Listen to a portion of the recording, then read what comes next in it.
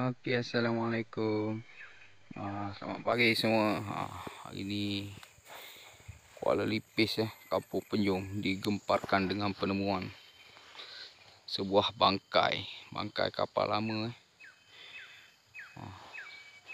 Biasanya sana, hujung sana, tapi bangkai dah habis kena tuntung dekat orang-orang sekitar. Tak tahu dah siapa-siapa. Bangkai kapal ni kapal purba, kapal lama. Dia punya body ni bersalut tembaga. Tembaga habis orang jual dekat 100 kilo dah orang ambil. Dia punya paku, dia punya paku besar hinggalah paku paling kecil, semua dibuat daripada tembaga. Dia punya kayu pun tahan dah beratus tahun. Dianggapkan kapal ni berusia lebih kurang 200 tahun lebih. Ni kapal mungkin daripada zaman British. British masuk Malaysia. Dia punya pink lock dia.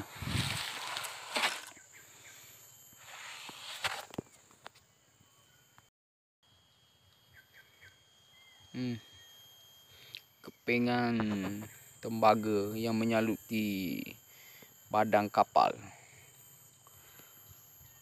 Cebisan-cebisannya tu. Dia punya badan dia dah terpecah kapal ni. Separuh kat sana, separuh sini, merata.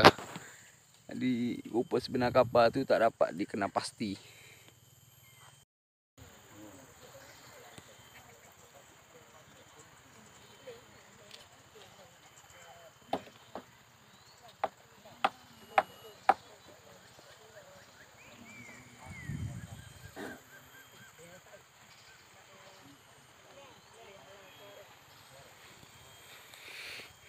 Lokasi penemuan bangkai kapal lama.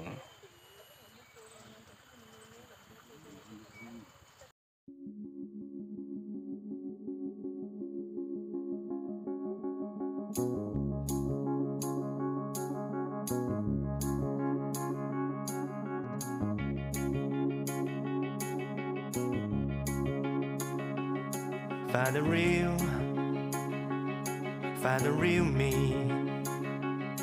So let's go. Seize the feeling.